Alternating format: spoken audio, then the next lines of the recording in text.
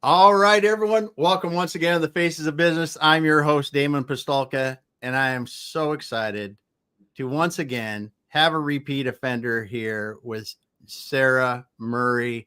Thanks for being here today, Sara. Damon, I'm so happy to be back on the Faces of Business. Thanks for having me. Oh, it's going to be fun because today we're going to be talking about how to sell a business model rather than a product. Sara, you're the first person that brought this concept up to me, and I'm so glad we can talk about it today. I can't wait. It's something I'm really passionate about. I think it's something a lot of people don't know how to do. And even if they know how to do it, we forget and we just go into our product, blah, blah, blah. You know, I call it product vomit. So today I would love to talk about how to not puke on our customers. That product vomit. First time I heard you say that, I was like, that is so funny, and I am so guilty of it.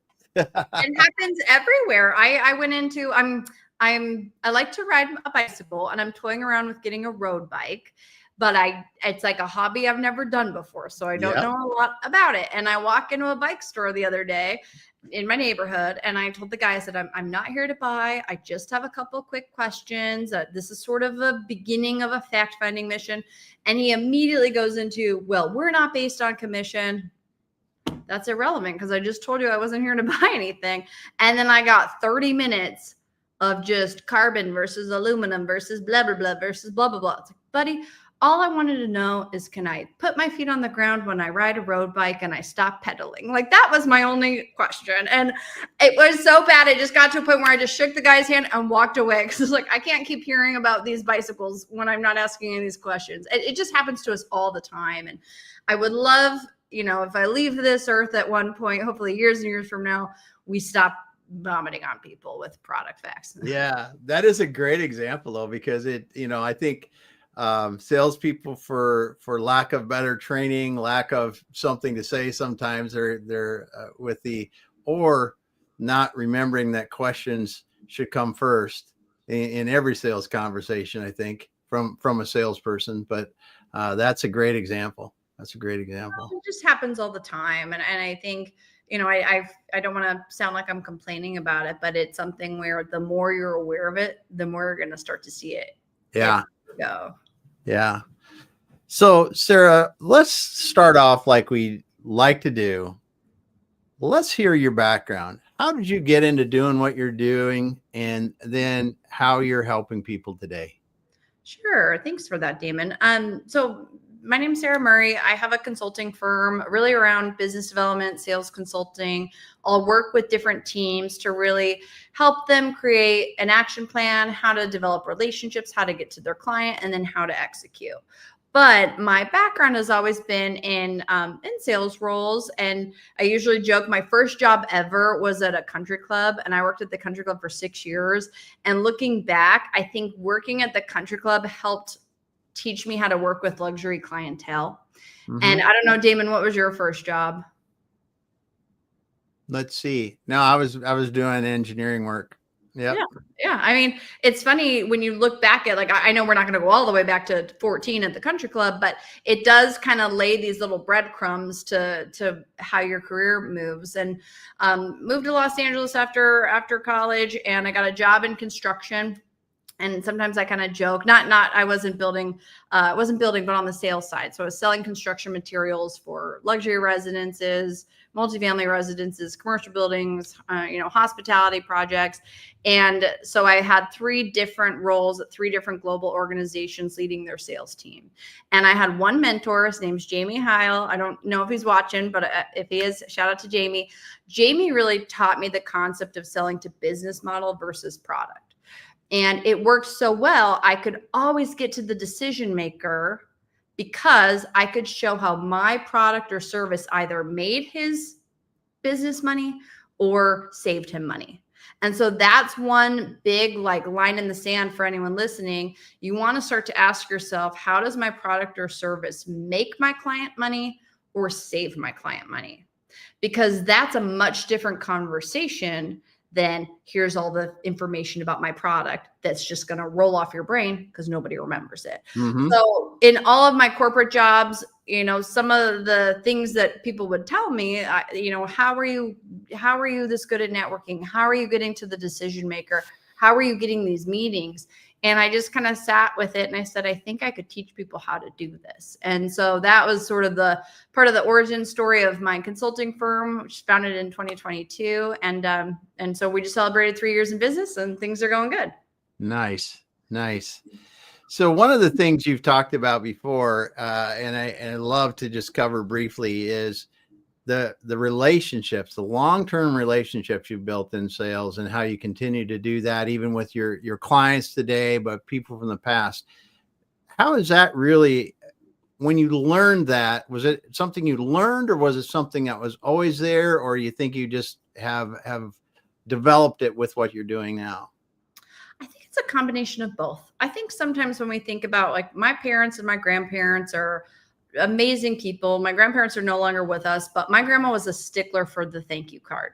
And she was kind of like, if you don't write a card, you will never get a gift again. And all of her friends were terrified of Esther Mack because, did their grandkids write Esther a thank you?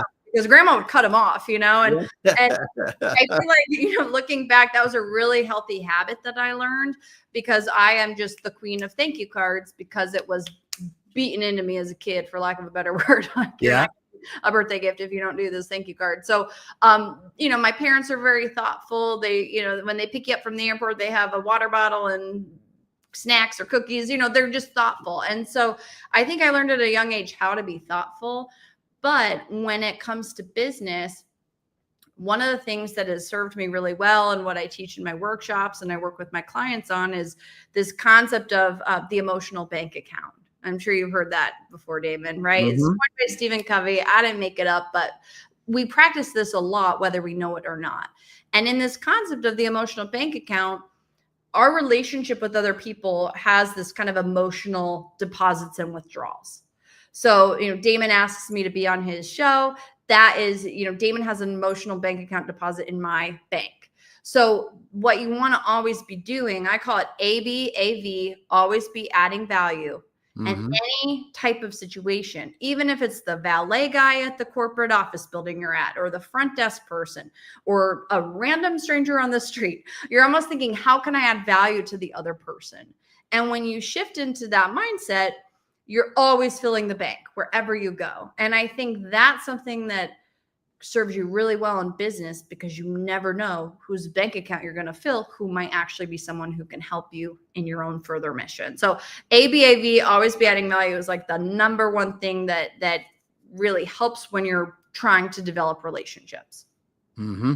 I agree. And it carries through all the way, no matter what you're doing. I mean, if you're doing sales or marketing or leadership, that concept helps you in all those areas. That's for sure.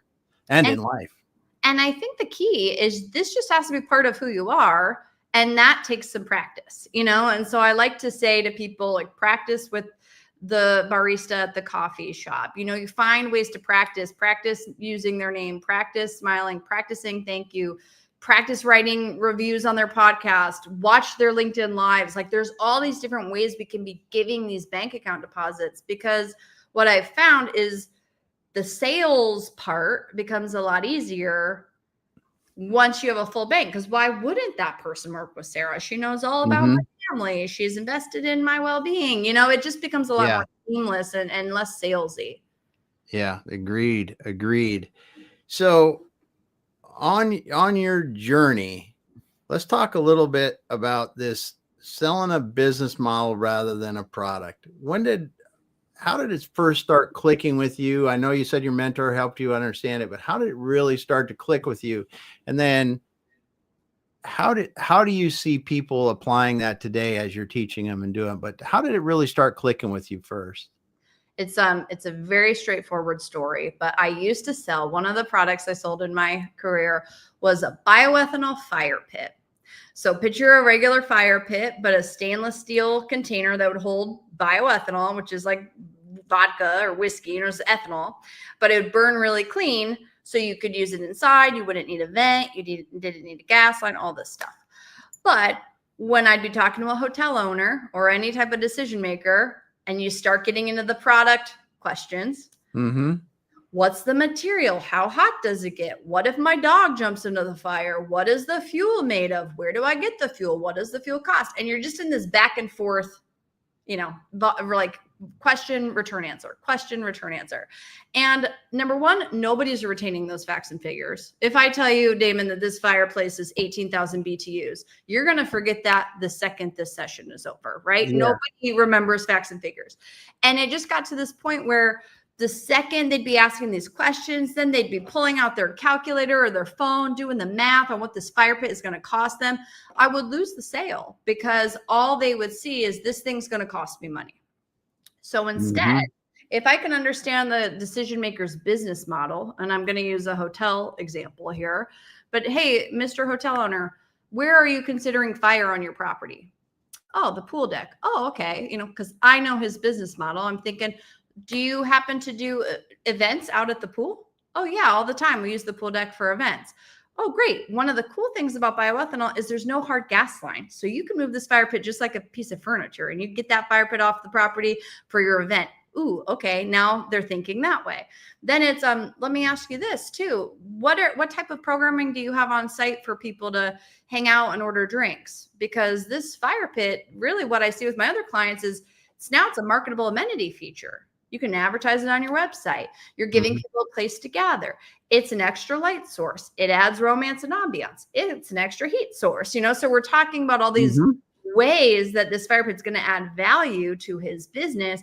Oh, and guess what, sir? Yeah, it's going to cost you $80 a night to operate, just like a propane one would. However, you're going to pay for that $80 in the first round of drinks from people sitting around this fire pit. They're going to hang out on property and spend their money with you. And now all of a sudden, this guy is thinking, this fire pit's going to make me money versus cost me money.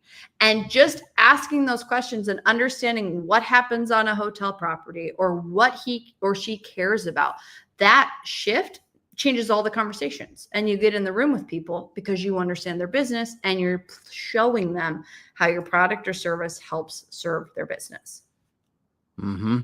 And then compare that to someone else that's coming in there and talking about the product and features and maybe benefits and some other things about it.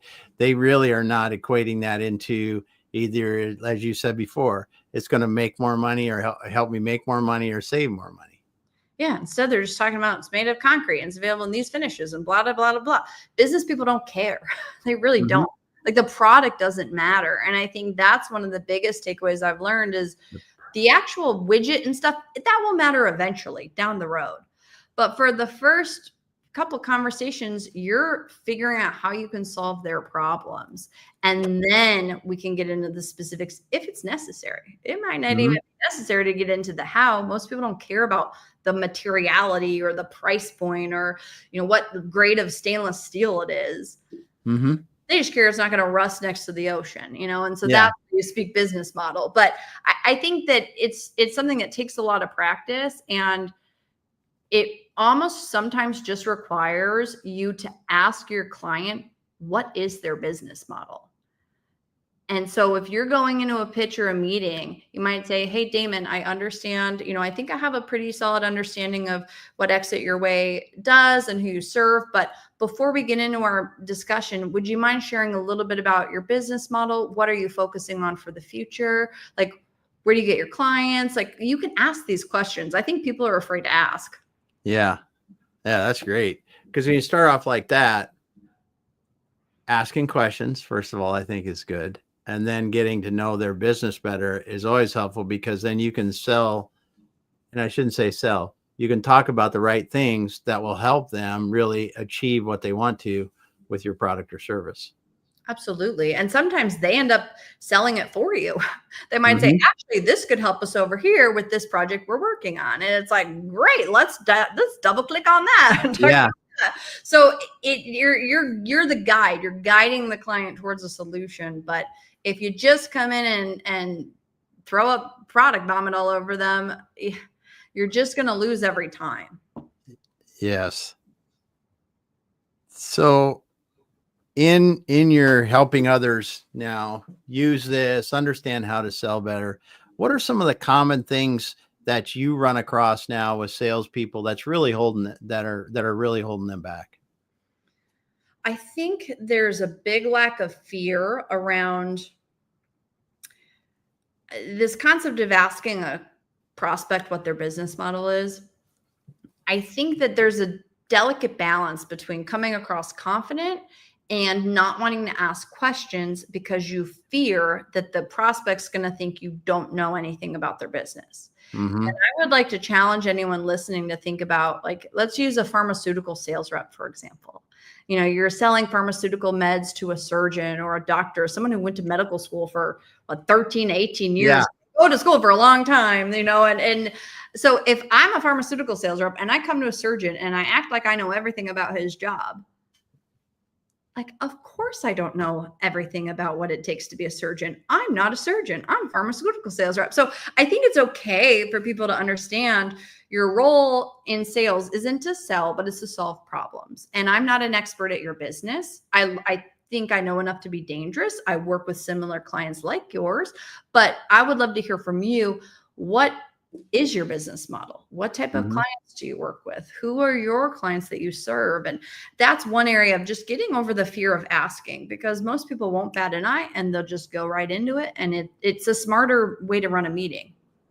Yeah. And when they just start without asking those questions, it's said, you don't, as a salesperson, you don't get the background, the foundational knowledge to really address their main concerns.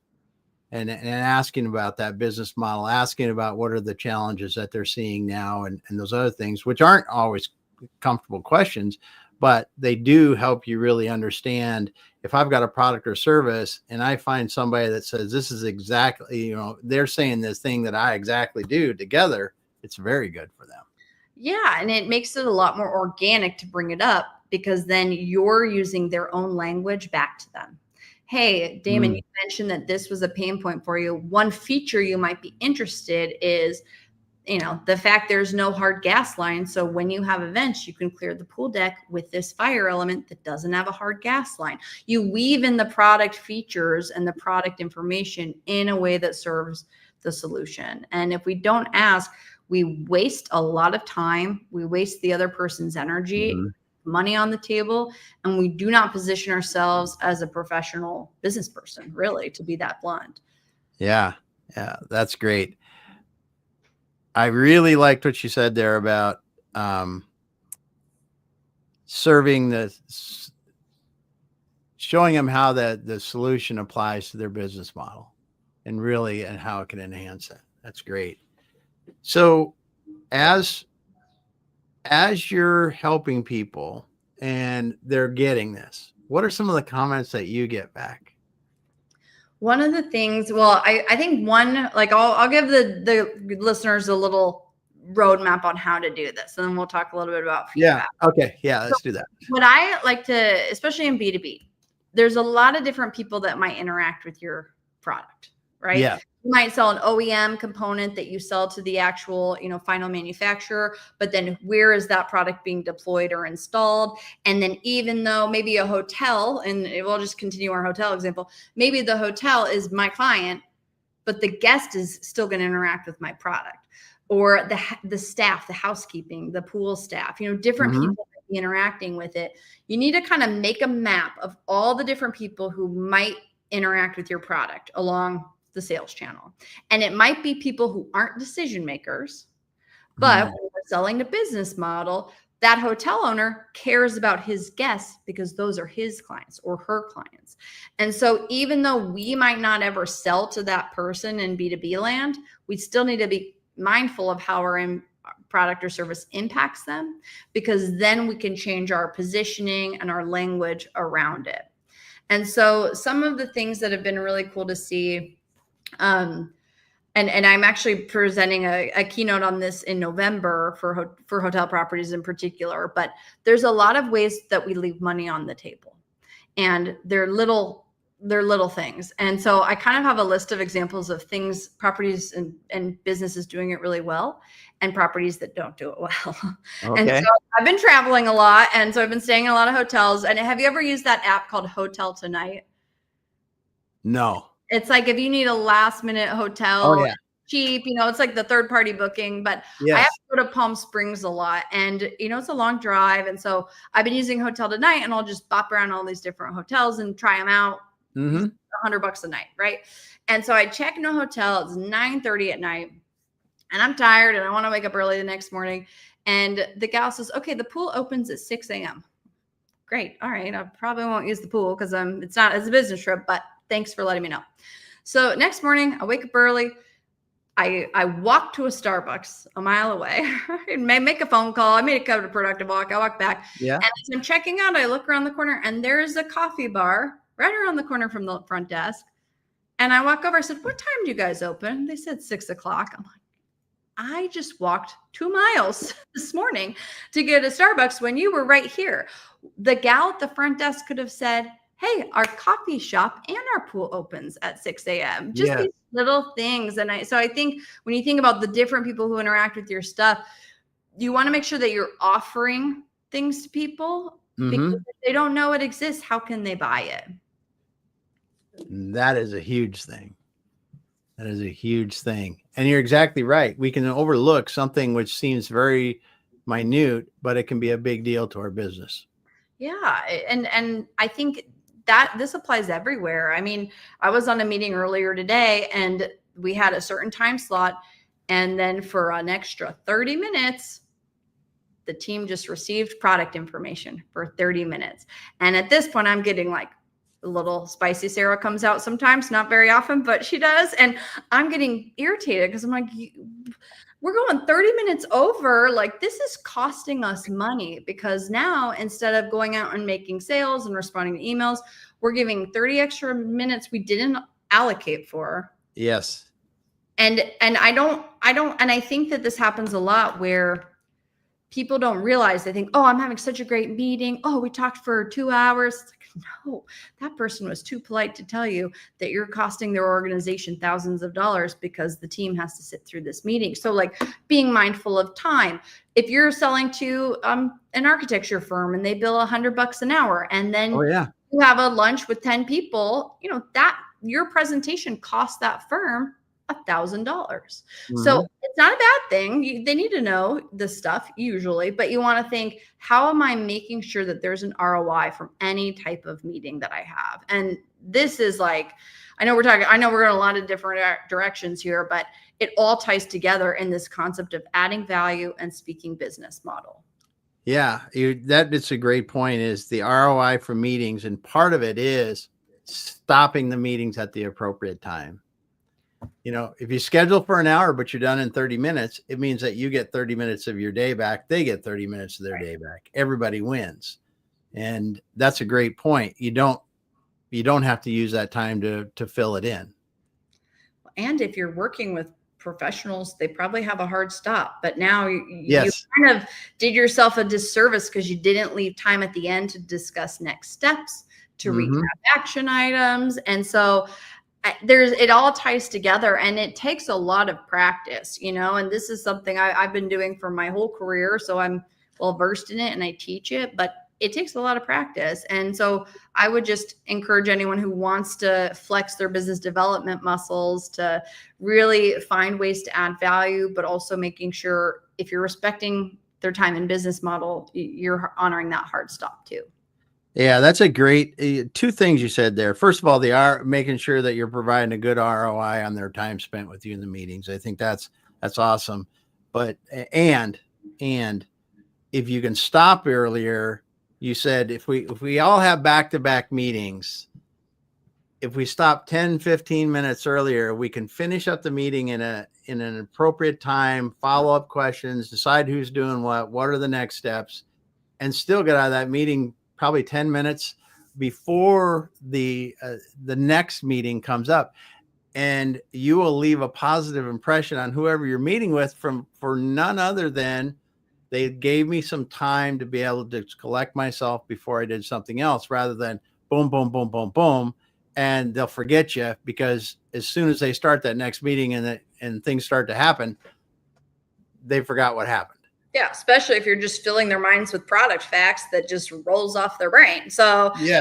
and you're not giving them anything to hold on to. So that's why we got to weave in storytelling. We have to weave in how this product or service impacted their clients. And I had, some of the stuff that I do in my business, I have a sales program, but commercial construction takes a really long time to build buildings, right? And Yeah. so it's a delayed gratification. I'm sure a lot of your clients listening have, long sales cycles.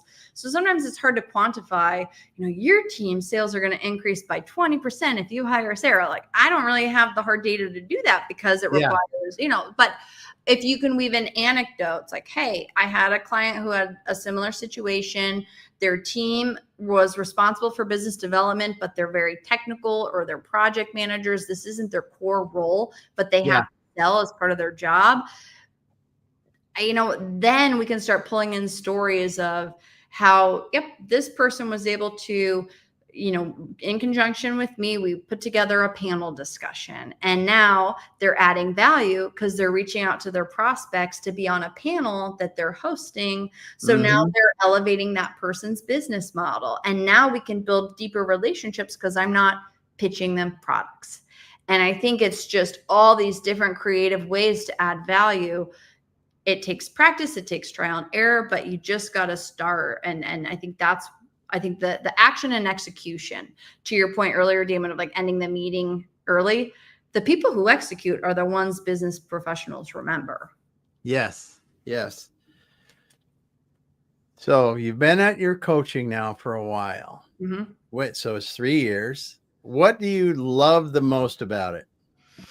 Now that I've been working with clients for a longer time period, I get to see the wins and like be part of the wins. So that's been very cool, because when you're first starting out, it's like you think it's good. You feel really confident it's good. It's worked for you before in corporate, but until you start to see how it gets integrated into another company or an individual or a team, and then you see them deploy it and have wins, that's really cool. And actually, Kurt was one of my first favorite wins when we were talking about ABAV years ago. You guys had me on Manufacturing E-commerce. Yeah.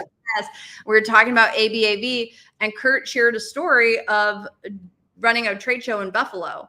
And he's thinking, how can I add value? And he sent out a Word document with all the great Mexican restaurants, Italian restaurants, everywhere to eat in Buffalo. We're going to Niagara Falls. Yeah. And he told me later, he's like, I was Mr. Popular at that show. And we kept running into people at the restaurants we recommended. And the organizer came to thank him.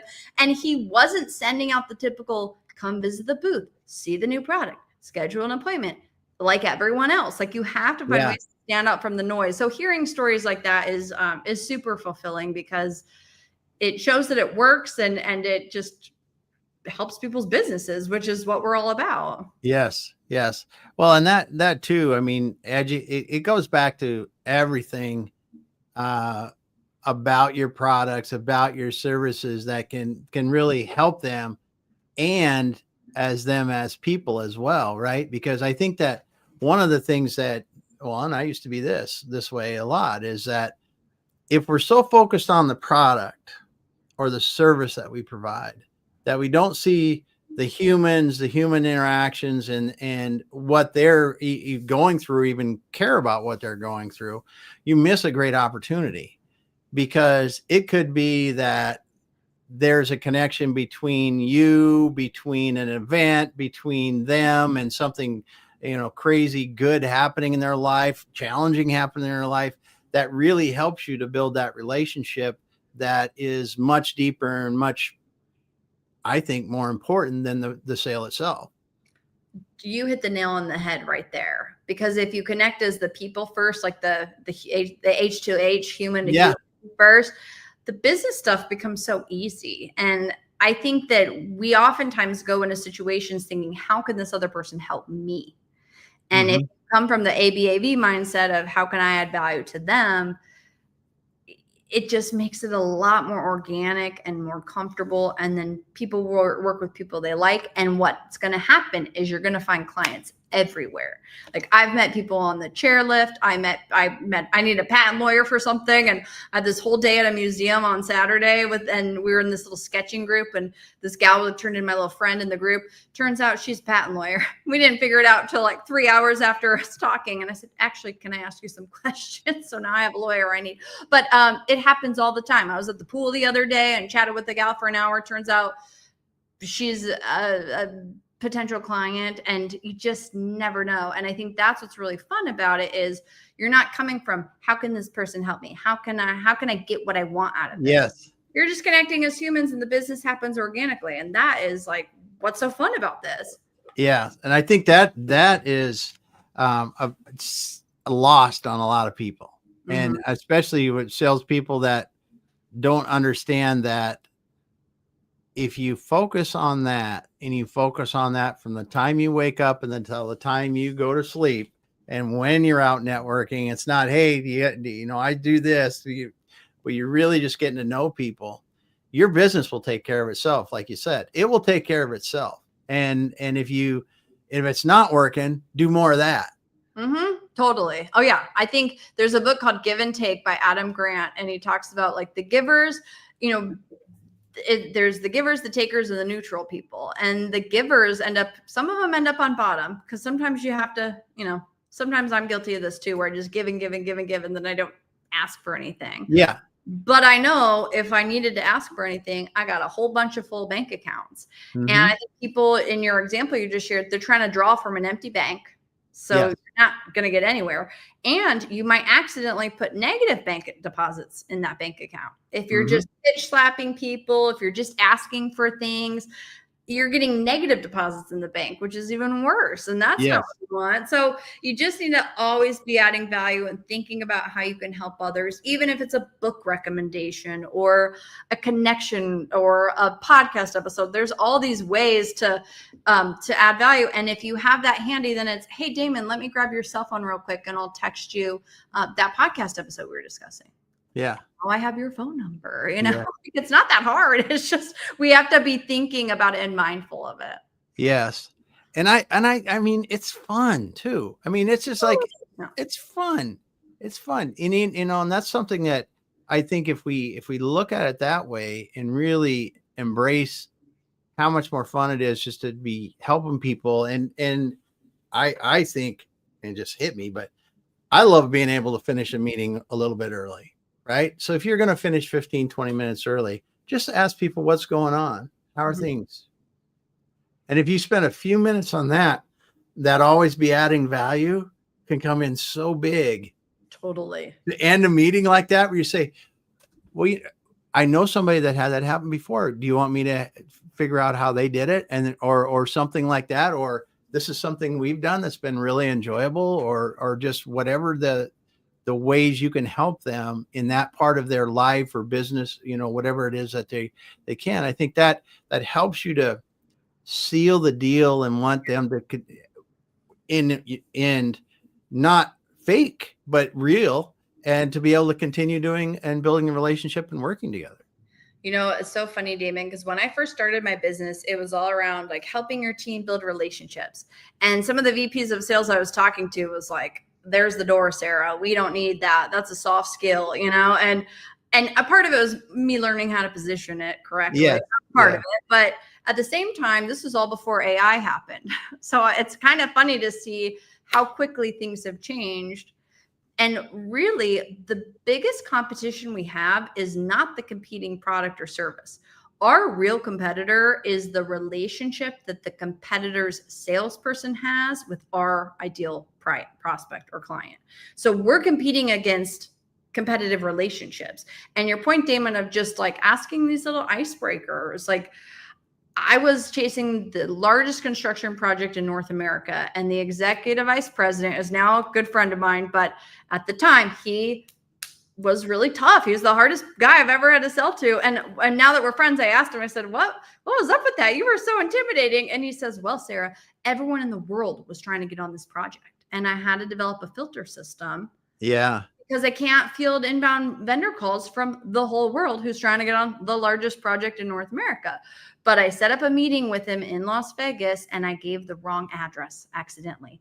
And so I sent this guy and Vegas is not a easy place to jaunt around. And it was 100 degrees. So he shows up an hour and a half late to my meeting. He's pissed. I'm embarrassed, but I'm like, I'm not going to give any fluffy icebreakers, let's just get into this meeting. And so we did, and we all kind of calmed down. And then at the end, I had ordered all this food too, that like Vegas wanted to take away because it was a 4-hour window. And so we're kind of eating the food because I think he recognized like, obviously it was a mistake, but still not the best first impression. And at the end, we're kind of snacking. We're all calmed down a little bit. And I said, so do you have any fun trips coming up? And he says, yeah, I'm going camping with my kids in the Poconos. And now all of a sudden it's like, we could talk about camping. We could talk about his kids. We could talk about the Poconos. Like I threw out the bait and I got 3 different paths I could take it down. And now we became friends, but you just have to use some of these strategies and questions tactfully. But once you do it on a regular basis, it becomes very natural.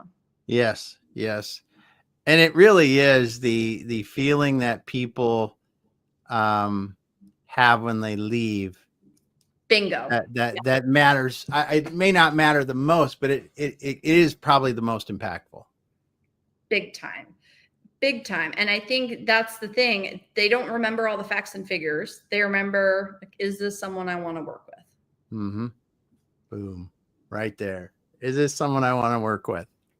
Yeah. And that's the hard, back to the age to age. It just is always be adding value, putting things, in their perspective and really showing them how your products or service is going to help them make more money or save money. Awesome stuff, Sara. So thank you for being here once again. We're going to wrap up today, but I want you to leave us with one piece of advice, if you could, today. Okay.